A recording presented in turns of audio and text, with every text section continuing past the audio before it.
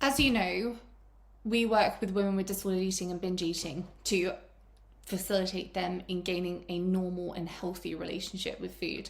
And as clients are moving through our process, they write in reflections in terms of the positives that they've experienced. They update on progress for themselves and for us. And they also share lessons to themselves and to others, things that they have learned that have been really helpful on their journey of progressing them towards a healthy relationship with food. And I'd like to share some of those because I figured that might actually be very, very helpful to learn from other people who right now are moving from being trapped in binge eating and food obsession to what we call food freedom, right? Because I'm just one person and I can share parts of my story, but ultimately the more people that we can learn from who are on this journey or who have completed this journey, I figure the better. And some of these lessons might seem relevant, some of them might not seem relevant, but I'm just going to go through them. I've got the reflections here in front of me from all of our clients, the most recent ones that have been submitted in the last couple of days, and I'll take you through them and we'll see where it goes. Okay, so a lesson from this lady, obviously I'm not going to share names. Fat is not a feeling. There is always another layer of emotions hiding underneath. That's something that she has learned as true for her, which is helping her.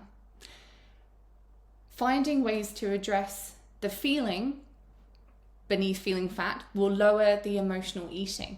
Interesting. And that's true for her. So it may be true for you, it may not be true for you, but I'm just sharing them for your consideration. Feelings are our guidance system. That's emotional feelings. There are no good or bad feelings. I accept and allow them all to exist. And this is helping me. Brilliant.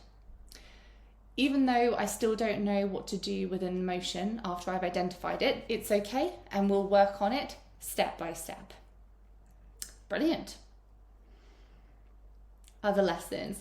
I feel that it's sometimes hard for me to identify a feeling because deep down, I don't want to admit that this is how I'm feeling. I don't like to admit that I'm, let's say, insecure. I have low self-esteem. So it's been easier to just say, I feel fat and blame my body. Wow, that's quite significant. Okay, someone else. Body image for me is more of a surface issue, masking what's going on at a deeper level and looking forward to going forward and exploring these more. I haven't read some of these, by the way, so if some of them don't quite make grammatical sense, then I apologize. We're reading them in real time together. Quite deep-seated, some of these limiting beliefs go. In one video, Rachael offered an imaginary 100 grand to counteract those beliefs, and my attitude was, well, maybe that's just the way it is. I should just get on with my life, accepting that those issues are so much a fact for me that the only thing to do is shrug and move on. My limiting beliefs are fighting for their little lives, so I just need to fight a little harder. That being said, those limiting beliefs while keeping me in stasis. So what she's referring to when she's saying limiting beliefs here is we have a section in the program, in the process for clients, where we're looking at body image and feeling negative towards the body or feeling limited by the body. And it's like, okay, what are you saying that you can't feel because of your body? What are you saying that you can't do because of your body? And then we're exploring whether that's true or it's a belief, and if it's a helpful belief or an unhelpful belief. And so beliefs that are limiting them surrounding their body, that's what she's referring to here specifically when she says limiting beliefs. So that being said, those limiting beliefs, while keeping me in stasis, at the same time, I've created a cozy stasis that is safe and undemanding. And in that way, those limiting beliefs are on one level helpful. I'm currently working out truly how much I want to change. I don't believe the current situation is helpful or good for me. So I think this is working out how to change this narrative, as I don't want to feel like I don't want to change. That's really interesting. So when it comes to body image, I see this frequently and I call it out because it's validating. All of our clients come and they're clients of ours because they want good body image. They want to feel good in their bodies. They don't want to be limited by their bodies. And at the same time, if all of them were on board with that, then they would have good body image because they would just not be entertaining negative thoughts. They would not be entertaining limiting thoughts about it. They'd just be saying that's ridiculous and moving on, right? So clients of ours both want good body image when they come and also don't want good body image at the same time. And I think it's really important when we're looking at changing something significant like this, where there's resistance to changing, right? Even if we've said, I want to change, if there's any kind of resistance to that change, or it's not coming naturally, or it's not easy, then we've got to look at the part of you, as it were, that doesn't want to change, that likes things how they are, or finds comfort in how things are. And we've got to give that part, as it were, airspace. You know, the part of you that doesn't want to change and wants to remain with negative body image. For what purpose do you want to remain with negative body image, you know? What benefit is there in that? And if we can listen to that instead of saying that's wrong or that's bad or that's, you know, not respectful to myself, if we can actually listen to that and get that out, then and validate it, then we could go a lot further. I'll give you a for instance. If someone is saying, I want to have good body image, but they're resistant to kind of dismissing negative body image thoughts, and I say, okay, for what purpose do you not want to dismiss those negative body image thoughts? They might say, well, if I dismiss them, then I would just go out and I wouldn't think about my body and I would just go out and live my life. And that's scary to me. What if people reject me? What if people judge me? I don't want to be judged. Okay, so there's a driving force for wanting to maintain negative body image in this example. And then it's like, well, is that fair enough? You know, is that fair enough? Yeah, that's fair enough. So then let's have a look at it. Okay, so what is it about being judged potentially that you find difficult? And then they might say, well, that makes me feel insecure. And then I might ask them, okay, well, do you have an internal sense of confidence in who you are as a person? Do you feel like you're allowed to go out and have fun and live your life? And they might say, no, I don't feel 100% that way. And then I might ask them, okay, well, would you like to feel that way? And then they might say, yeah, but I don't know how to. It's like, okay, well, let's work on it. And they're both sides, the I want good body image and I don't want good body image, they've both been listened to, they've both had airtime, they've both been validated, we've learned something, and we're able to take a really, really positive and empowering step forward. And of course, having good body image is important for developing a healthy relationship with food, because if you take anyone that's got a really healthy relationship with food and you take them to the scale and tell them that they have to stay exactly the same weight, otherwise they're going to feel insecure and limited and not go out and not have a sense of style that they love. If you make that the case, then their relationship with food is going to change overnight. They're bound to develop disordered eating a little bit at a time. So the work that we're doing on body image here and the lessons that are being learned for improving body image, they're really fundamental to developing a healthy relationship with food. Okay, moving on to the next. I put far too much emphasis on external validation. There you see, called it. But this is so deep rooted, it will take a lot of work to excavate that. But at least I'm on that journey. Fantastic. There we go. So here she's made the link for herself between negative body image and a reliance on external validation in order to feel self-secure and self-confident. And what I would be saying to her, which I will be saying to her, is the antidote to that, as it were, as I've seen it from experience, to move away from a reliance on external validation. It's like, well, where's that validation going to be coming from then? And the answer is usually, well, internally. I'm going to feel like I don't need external validation because I feel good. I feel acceptable. I feel lovable as I am. I feel deserving as I am. And we're talking about confidence there, you know, and building up confidence. And that's why we do a huge amount of work with clients on building the skill of confidence. It tends to take care of a lot of this stuff in and of itself. Okay, next. I'm a master at avoiding stemming from fear. I'm a master at avoidance stemming from fear. This program is great for self-reflection. Have done so much thinking and note-taking. But it's one thing to be self-aware, a completely other thing to get the momentum swinging the other way. Especially while I work out if that is what I indeed truly want. I am a mass of contradictions, a fearful avoidant who still charges forward. an oversharer who is still not good at true vulnerability. That is pretty profound. Having a look at, yeah, that is pretty profound. Let me have a think about this. It is one thing to be self-aware and another thing to have that self-awareness placed into action. Absolutely. So when we become aware of something in ourselves or something that we want to change, again, I come back to this part of you can have something that you want to change on the micro or macro level and not want to change it at the same time. And I come back to the point I was making earlier, which is let's listen to why you don't want to change it. Let's get those fears out. Let's get those concerns out. Let's get that resistance out. Let's look at it. Where's it coming from? Let's validate it. And then let's ask the question of, is there something that we can do to work on that resistance, so that all of you is on board with making a change? Or maybe all of you is not on board. Maybe if we get out what that resistance is and we validate it, you might look at it and think, but I don't want to change that. I'm quite happy with that being right where it is, in which case, fine. And then at least there can be the awareness and the self-compassion of, I have actively chosen to not change this. And so I'm okay with the sacrifices. I did the pros versus cons, gains versus sacrifices, and I'm okay with staying as I am. And I understand the sacrifices that I'm making when I do that. I'm not saying it's perfect. I'm not saying it's a perfect decision or an ideal decision. I'm saying I've weighed up the pros and the cons with full awareness and I've made a decision for myself. I want to touch on this vulnerability aspect for a moment because this has been a hot topic this week. Vulnerability, I've been thinking about this week. This is relevant to your relationship with food. I've been thinking about vulnerability this week in terms of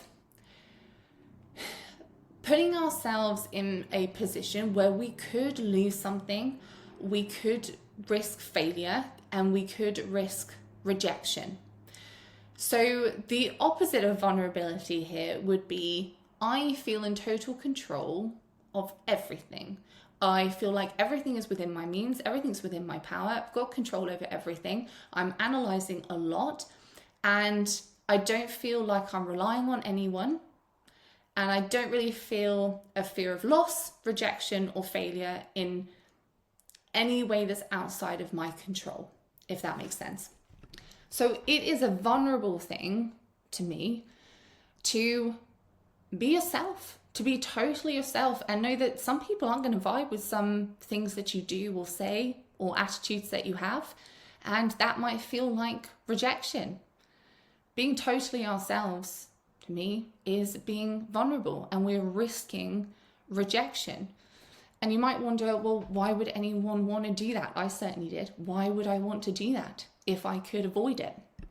And the reason that I've come to is when we are vulnerable and we're risking loss or rejection or failure, then what we're also doing at the same time is we're allowing space for other people to demonstrate that they care about us or things that we also care about. We are putting trust in other people a little bit at a time, and it allows others to demonstrate that they are worthy of that trust and to care about something mutually. Because if we don't have total control over something, then it means that someone else has partial, at least, control over something, even if that's the connection. They have partial control over that, the outcome of that connection or how that connection is going. And that's bonding, right? And I tell you what, this is so relevant because I can tell you from experience, this comes up time and time and time again. When we drill right down into it with clients who are really struggling with body image and disordered eating, do you know what it comes down to a lot of the time? Is it's wanting to feel a sense of belonging and wanting to have connection and love. And so that's why this is relevant, and that's why I'm sticking on this. Vulnerability here allows for trust and reliance on others, for bonding, for sharing, for connection. I honestly would make the argument that when we're trying to control our bodies, desperately trying to control our bodies so that we are more acceptable to other people or admired or loved or appreciated or whatever the case may be, and we're like controlling that aspect to try to get a certain outcome, the one thing that we are not doing is being vulnerable and being open to the possibility of rejection. I hate that word because I don't believe that that's the case, but we're open to the fact that someone may not vibe with us and it's got nothing to do with our body, right? And so when we're trying to really, really control our body to have those outcomes, I view it as we are actually sacrificing often the thing that we really want, which is love and belonging and connection with the right people, with the people who are actually going to do that with us. I don't know if that made any sense at all. It made sense in my mind. Let me know if it didn't make sense or if you want me to expand on it, because I have a lot of thoughts on this. Let me know. Other lessons. And again, these are lessons that people are learning that are helpful for them in moving them towards a healthy relationship with food. Okay, so here's another one. Dessert with my husband, especially if he's made it, is an act of self-care and can be enjoyed and appreciated. May seem small, but it's down here, which means that it's significant. Making food that is intentionally unappealing does not cause me to eat less. It actually makes me want to eat more. The converse is also true. Making food that is intentionally delicious and nutritious allows me to feel satisfied and, more often than not, steers me away from binging. Take that how you will. There's a big part of when we're working with clients with satisfaction in food that's being made, because often what is the way that people have often been doing it is, I'm either eating low calorie, or I'm following a certain plan, or I'm eating really, really nutritious, or I'm eating all the foods that I really, really want and crave. And there can be this fear of incorporating deliciousness into meals because it can feel like wasted calories, additional calories unnecessarily. There also can be fears around it being triggering. If they have the narrative of certain foods trigger them, which I don't believe in at all, but nevertheless it can feel real. And there's usually a whole host of good reasons why meals aren't satisfying, truly satisfying and nutritious at the same time. A whole host of very, very valid reasons, often not correct reasons, but very valid reasons. And bringing in that satisfaction to meals can feel very daunting sometimes, but one thing that I've seen over and over and over again, not in isolation, this is not the one thing to do to move past binging, but as part of the picture, having meals that are genuinely satisfying and in that sort of grey area between nutritious and delicious, or both, really helps to bring that preoccupation with food down, in my experience. And last one for now, and I can make more videos like this if it's helpful for you. Identity can be discovered by trying different things and checking what brings joy. I am watching carefully what I think is my identity to see if this is really what I like, if this is mine, or I just like how it looks from a distance. Wow. I think that's quite profound. You might wonder, what has the topic of identity got to do with gaining a healthy relationship with food? And the answer is a lot. It has a lot to do with it. In part because the role that the disordered eating, so the emotional eating, the restriction, the body control, all of these things, the roles that can be serving and the needs that can be meeting, in order to move past these things, those needs really, really need to be met elsewhere. So something which you might be able to relate to is if someone were to just take away all of your thoughts of food and your analysis around food and your weight and body, just take all of that away, you might have this sense that there'd be like this huge void left there, depending on how much you think about these things. And that void of who am I when I'm not constantly thinking about food or worrying about food or using body control in order to enhance my confidence and all these things, all of that needs to be built up. And I made the terrible mistake when I was early on in my career of not addressing identity as part of the process. And a couple of clients came back, and so there were probably others that didn't come back. They came back and said, I still need some help. And it wasn't because the disordered eating returned or the binge eating returned. It was that they said, I don't know who I am without it. I don't know who I am without constantly worrying about these things and focusing on these things. It's been such a huge part of my life and identity for so long. And so I've built it in now to the process that clients go through. And probably quite predictably, it's obvious to me now, building up that sense of identity of where am I going to get my confidence from? What am I going to find fun? What am I going to find entertaining?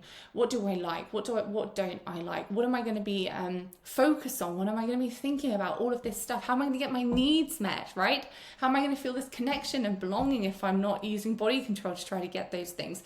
All of that being built up as part of the process. Lo and behold, took away a lot of the resistances for doing any of the body image work or the emotional eating work.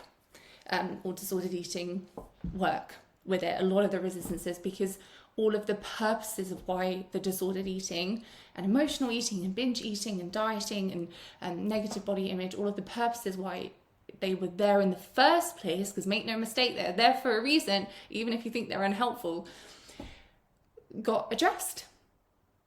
Hopefully that makes sense. And tying it into this aspect of vulnerability that I was just speaking about, there's a huge link between getting to know ourselves and who we are and learning how to be more authentic and what that even means to us before we even go out into the world to be that. And then being able to start to live more authentically and be ourselves. And there's vulnerability in that because we're risking rejection, as it were. Again, I hate that term, but we're risking that. And in doing so, though, we allow the opportunity to actually have genuine connections that really, really feel satisfying to us. And again, to repeat a point I made earlier, it's so common that one of the biggest drivers for all of this, the disordered eating and the negative body image, when we drill right down into it, is just someone just wants to be loved. They just want to feel acceptable. They just want to belong. They just want to connect. They just want to have that sense of security, you know? So it all ties in together. Hopefully this was helpful. I hope that it was. This might be really context dependent. It may not make much sense out of the context of actually going through this process that clients are currently in. But let me know if it was, or if you want to see more of this. Just let me know. And thank you so much for watching, and I'll catch you in the next one. Bye for now.